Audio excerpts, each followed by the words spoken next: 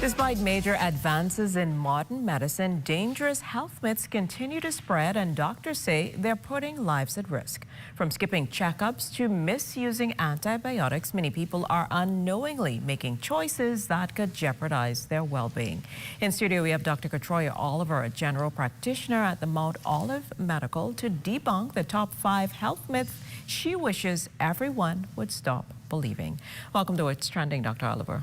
Thank you for having me. It's an honor. It's great to have you here with us. So why do you think medical myths are so common even in this information age and social media age? I think it's a culture, right? It's been passed down from generation to generation, and people generally listen to their parents and grandparents when it comes to health.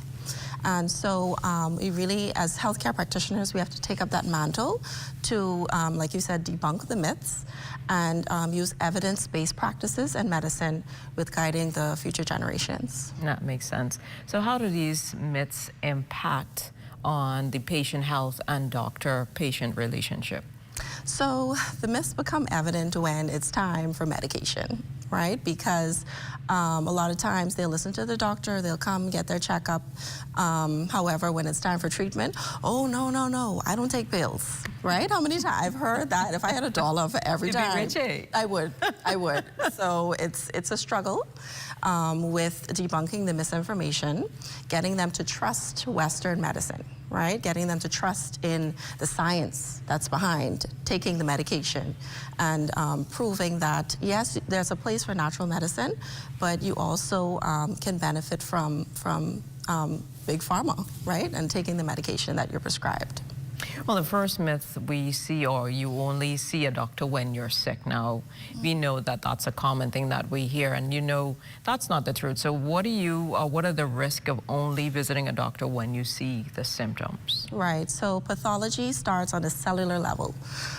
So our mantle as doctors, especially in preventative primary care, we need to stop it at that cellular level, and that comes through screening. Right? So you're not going to feel it on a cellular level. You're going to feel it when it gets to the organ level and the systemic level.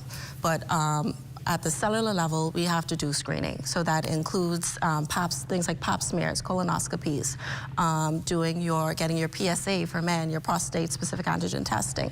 So that is the whole goal. You don't wait until you feel sick to go to the doctor. That makes sense. And how often should the average adult really be going in for checkups and screenings? At least minimum once a year. If you're a healthy young adult with no illnesses, baseline minimum once a year for your screening. However, if you have illnesses, at least every 3 months. And we know that the second myth we've heard or seen around is vaccines cause autism. This myth still lingers. We saw it during COVID-19, the pandemic. What do you say to patients who are hesitant about vaccines overall?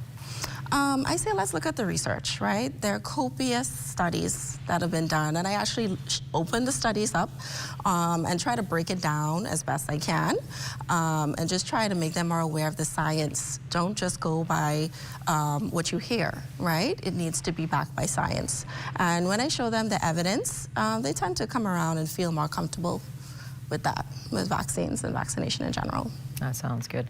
Now, this is another popular one where we say natural means safe and better. So why do you think that the word natural carries so much trust in those health conversations you have with your patients? Again, in our Bahamian society, and I love my people, however, this bush medicine mentality has carried down, and there's nothing wrong with bush medicine. It has its place.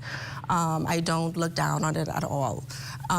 However, it carries a little bit too much weight in our society.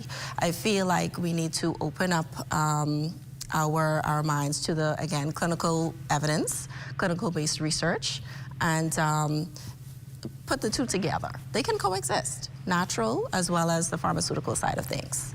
Now, obviously, if you feel fine, everything must be fine. This is another myth that we hear. How Right. common is it for a patient to feel healthy but still have underlying conditions like you mentioned earlier, like high blood pressure? All the time, all the time. So it's scary, in fact, and that's why a lot of times when patients present with things like hemorrhagic stroke, where a blood vessel ruptures in the brain, they probably had high blood pressure for many years and just never went to the doctor because they felt fine, and then now they're in ICU. Well, definitely some good tips there, but tell us, what's your #1 health advice you wish more people would follow? I think having a better relationship with your doctor. This whole, and I don't take it personally, this whole, oh, I don't believe in doctors. I take care of myself. I don't take pills.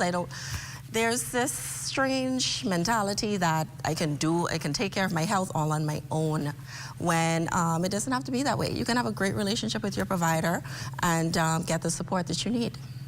Yeah. Well, hopefully the advice that you provide will make some changes there. But how can persons get in contact with you if maybe they're interested in following up things with you? Yes, I'd love to have them as a patient, no problem. So you can find me at Mount Olive Medical Center, and you can reach us at mountolivemedical.com, fully functional website. You can book online or call us at 603-4440, and we'll be there for you. Awesome. Well, thank you so much, Dr. Oliver, for joining us on What's Trending today. We know that you're also a viewer, so that's a plus as Love the well. show. Yes, yes. But thank Big you fan. for joining us today. Thank you for having me. Now, up next, we sit down with a reverend to discuss Holy Week. That and so much more after the break. Stay with us.